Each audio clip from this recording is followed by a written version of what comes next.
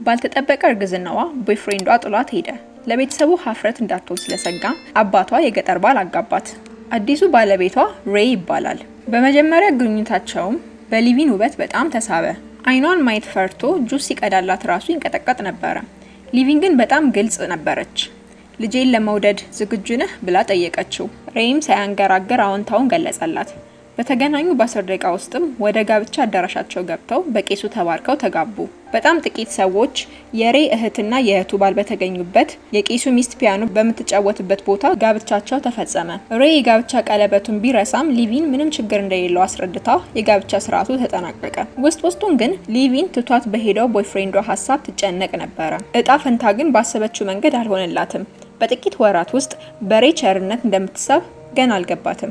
ከጋብቻ በኋላ ሊቪን በመኪና ወደ ቤቱ ወሰዳት። ቤቱ ከአካባቢው ተነጥሎ ብቻውን የቆመ ነው። በቅርቡ የሚገኝ ቤቱም የሬይ እህት ቤት ሲሆን እሱም 13 ኪሎ ሜትር ይርቃል። ከመኪና በምትወርድበት ቅጽበት የሊቪን ጫማ ለአካባቢው እንግዳ መሆኑን ያሳብቃል።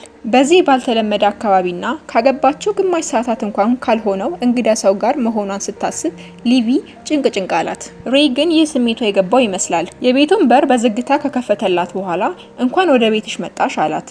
ሊቪንም እንደሚስ ምን ማድረግ እንዳለባት ራሱ ሳታውቅ ወደ ቤቱ መሰስ ብላ ገባች። ቤቱ እንደፈራቸው አይደለም። ቀለል ያለ ቤት ቢመስልም ሁሉም በውስጡ ያለው ነገር በንጽህናና በስርዓት የተደረደረ ነበረ።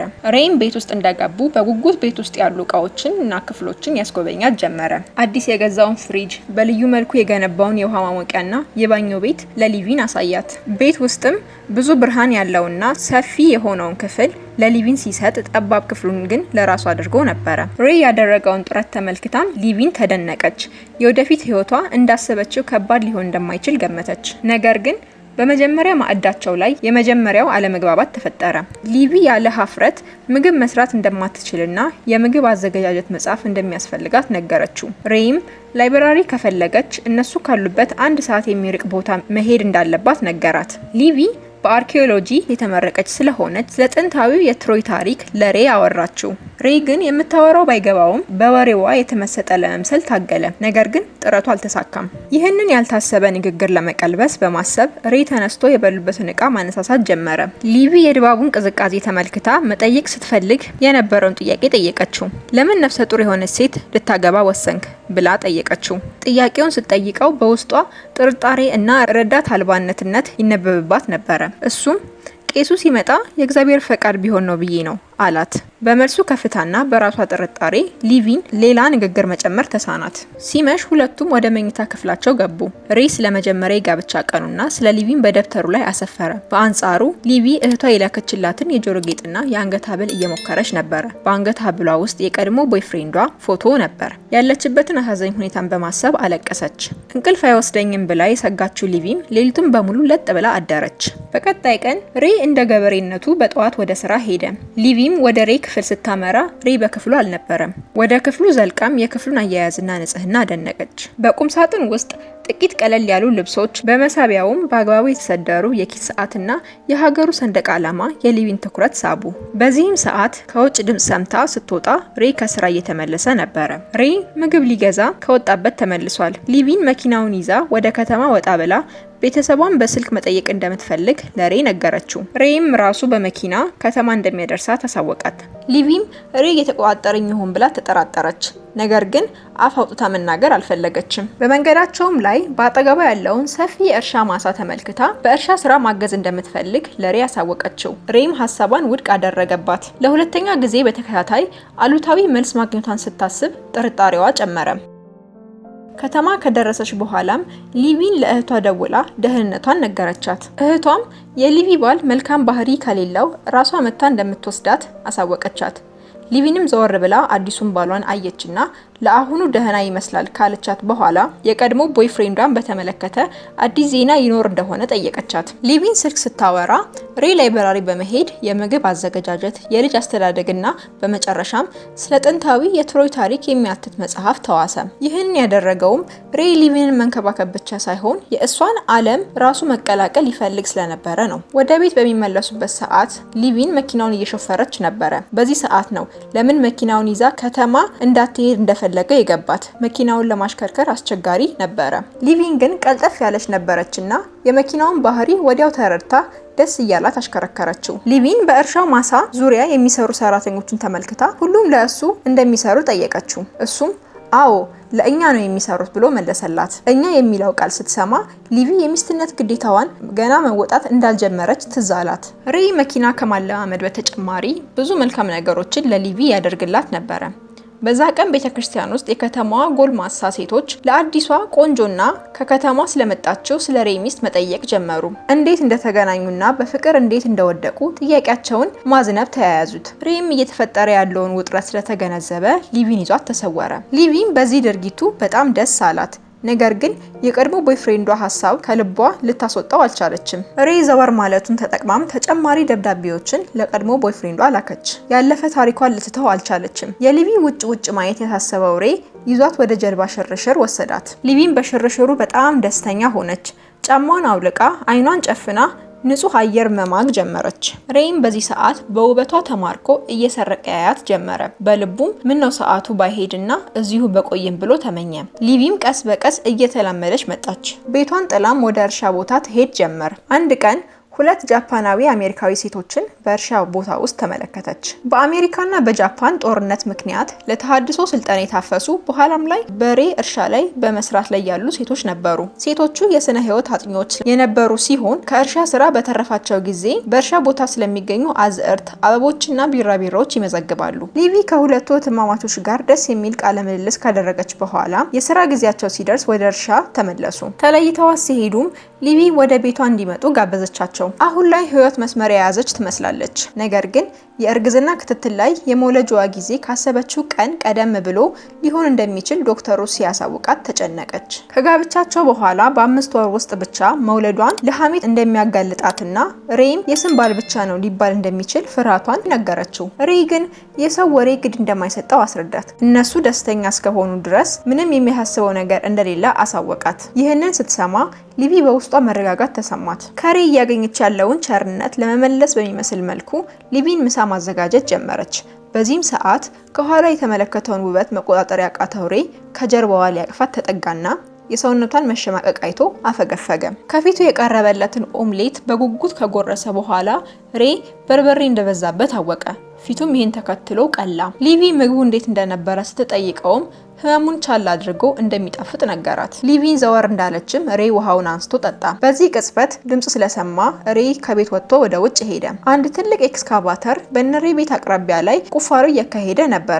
ያን ቀን የጀልባ ሽርሽር ላይ ሊቪ መዋኘት እንደምትወድ ለሬይ እንደ ዘበት የነገረችውን ይዞ የመዋኛ ገንዳ እያስቆፈረላት ነበረ። ወደፊት ለልጆቿና ለሷ ጥሩ መጫወቻ እንደሚሆን አስረዳት። በወደፊት እቅዱ እሷ ብቻ ሳትሆን ልጆቿን መካተታቸውን ሊቪን ይበልጡን አስደነቃት። በሌላ ቀን የሬይ እህትና የእህቱ ልጅ ሊጎበኟት መጡ።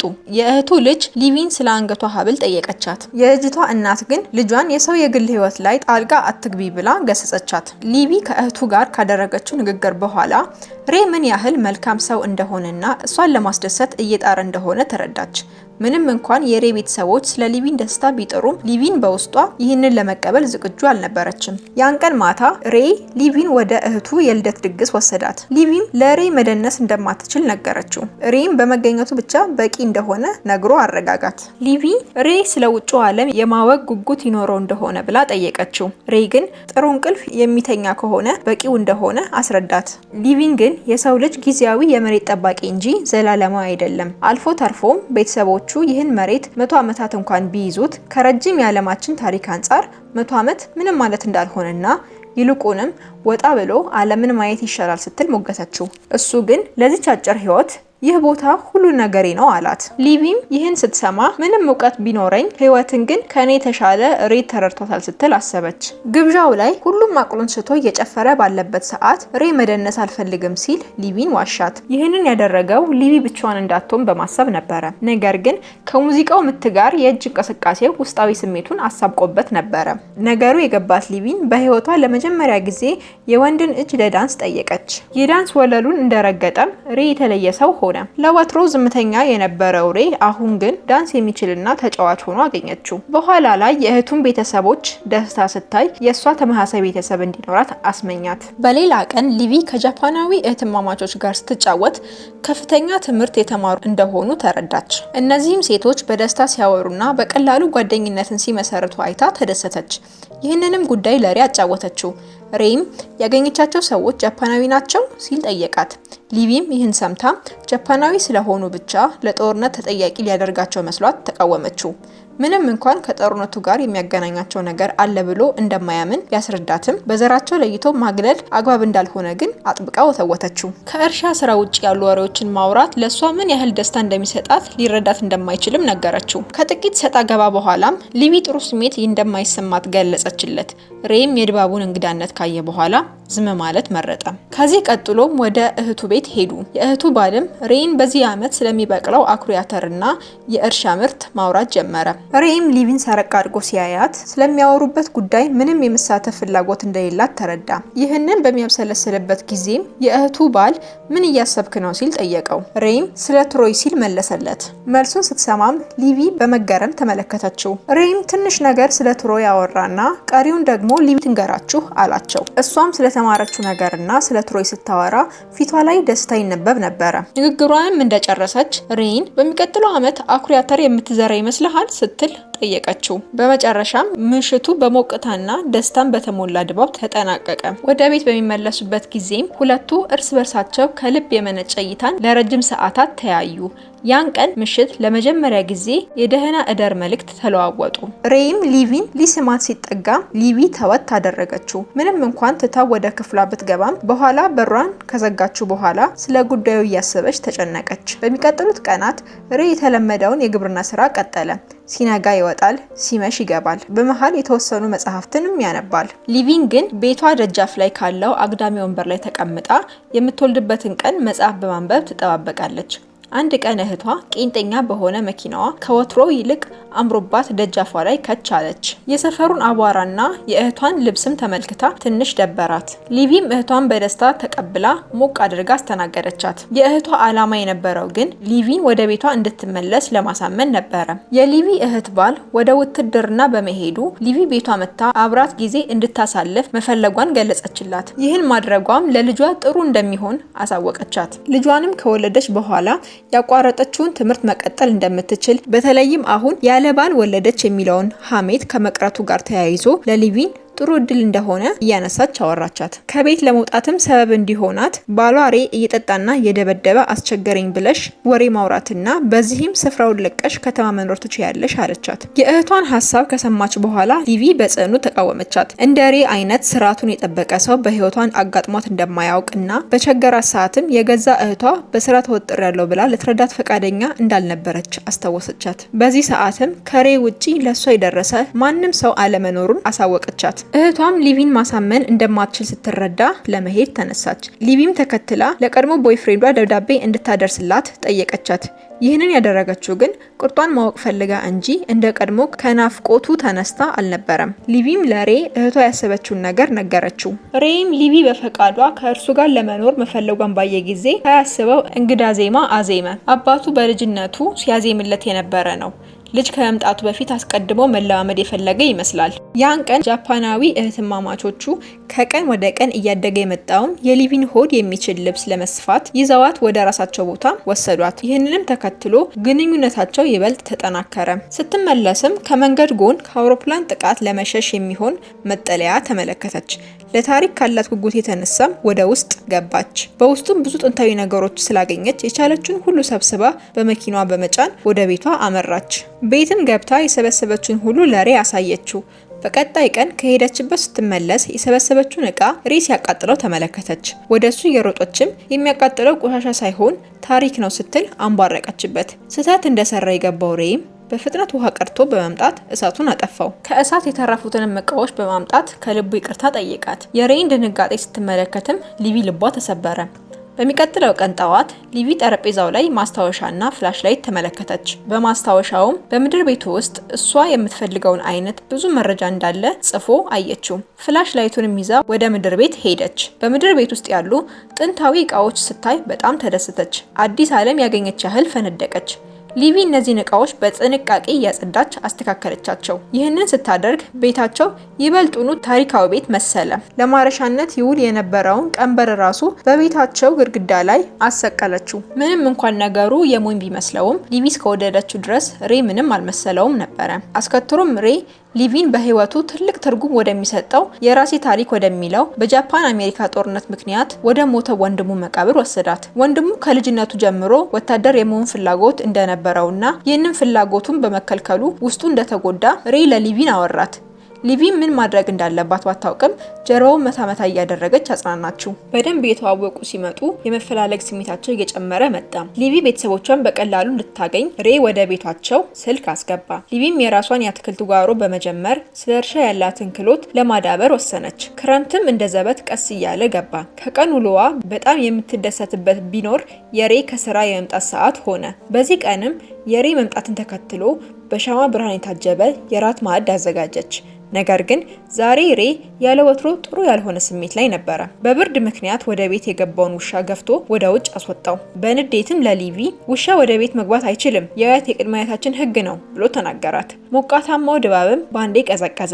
ሊቪ ሁኔታውን ግራ በመጋባት መንፈስ ውስጥ ሆና ተመለከተች። ሬ ሊቪን ለቀድሞ ቦይፍሬንዷ ተጽፍለት የነበሩትን ደብዳቤዎች አውጥቶ እስኪያሳያት ድረስ የንዴቱ ምክንያት ምን እንደሆነ ማወቅ አልቻለችም ነበረ።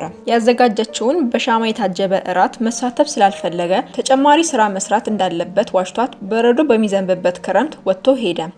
የሬን ንዴት ተመልክታ ሊቪ ያጠፋችው ጥፋት ፍንትው ብሎ ታያት። በቀጣይ ቀን ሊቪ በጠዋት ተነስታ ለመጀመሪያ ጊዜ ለሬ ቁርስ አዘጋጀች። ምንም እንኳን ሬ ቢናደድም ድምጻቱ ግን አሁንም ትህትና የተሞላበት ነበረ። ሊቪ ይቅርታ መጠየቅ ብትፈልግም ስለ ደብዳቤ ጉዳይ ማንሳት ግን አልሆነላትም። ስለሆነም ውሻውን ያለ ፈቃዱ በማስገባቷ ከልቧ ይቅርታ ጠየቀችው። እግረ መንገዷን ግን በመሳቢያው ውስጥ ስላየችው የኪስ ሰዓትና የትኛዋ ሴት እንደሰጠችው እንዲያብራራ ጠየቀችው። ሬም ሰዓቱ የአባቱ እንደሆነና አባቱ ለእናቱ ያለውን ፍቅር የሚያስታውስበት ሰዓት እንደሆነ ገለጸላት። እሱም እንደ አባቱ ስርዓት ያለው ባል መሆን እንደሚፈልግ ነገራት። ይህንን ስትሰማ ሊቪ ስለ ጥርጣሬዋ ተጸጸተች። እንባዋ እየተናነቃትም ይቅርታ ጠየቀች። ሬ በዚህ ሰዓት መሄድ ቢፈልግም እንባዋን ሲያይ ተጨነቀ። ወደ እሷ ቀርቦም ሊስማት ተጠጋ። ሲሳሳሙ ይህ የመጀመሪያ ጊዜ ነው። ሊቪም መልሳ ባትስማውም እንደ ቀድሞ ትተው አልሄደችም። የሊቪ ምላሽ ያላስደሰተው ሬም ቢያንስ ከእርሱ የምትወድለት ነገር ካለ እንድትነግረው ጠየቃት። ይህንን ብሎም በግልጽ መመለስ እንደከበዳት ባወቀ ጊዜ ወጥቶ ሄደ። ሊቪን ነገሩን እንዴት ማስኬድና ምን መመለስ እንዳለባት ራሱ አልገባትም። በረዶ በጣም በወረደበት ሰዓት ሊቪ የሬን እህት አገኘቻትና ሁኔታውን በሙሉ ዘርዝራ ነገረቻት። በኋላ ላይ ሊቪ የቀድሞ ቦይፍሬንዷ ምንም እንኳን ደብዳቤውን ቢመልስም የሊቪን ልጅ ግን ልጁ ብሎ አምኖ መቀበል እንደማይችል ተረዳች። ሊቪም በዚህ እጅግ ተሰበረች። ከዚህም በተጨማሪ ለሷ የሚቆረቆረውን ብቸኛውን ሬን እየጎዳች እንደሆነ አወቀች። የሊቪ ልብ በጥፋተኝነት ስሜት ነደደ። የሬ እህት ግን ሁኔታውን ከሰማች በኋላ ለወንድሟ አዘነች። ሊቪም ቦታውን ለቃ ለመሄድ እንደወሰነች ለሬ እህት ነገረቻት። የሬ እህትም መሄድ ከፈለገች ሬ ሳይጎዳ በጊዜ መሄድ እንዳለባት አሳወቀቻት። ሊቪም ከሚመጣው የታንክስጊቪንግ በዓል በኋላ እንደምትሄድ ነገረቻት።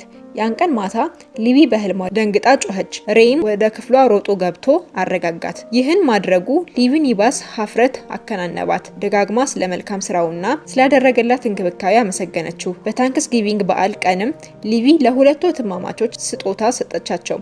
የዛን ጊዜም ሬ አብሯት ተገኘ። ከእህትማማቾች ውስጥ አንደኛዋ እሷንና የእሷን ፍቅረኛ በመኪና እንድታንሸራሽርላቸው ሊቪን ውለታ ጠየቀቻት። ሊቪም ያለማቅማማት ተስማማች። በታንክስጊቪንግ በዓል ላይ የሬ እህት ቤተሰብ ስለ ጦርነቱ መቆም በሚጸልዩበት ጊዜ ሊቪን በድንገት በጠረጴዛው ዙሪያ ላሉ ሰዎች ሁሉ ምስጋና በማቅረብ ንግግሯን ጀመረች።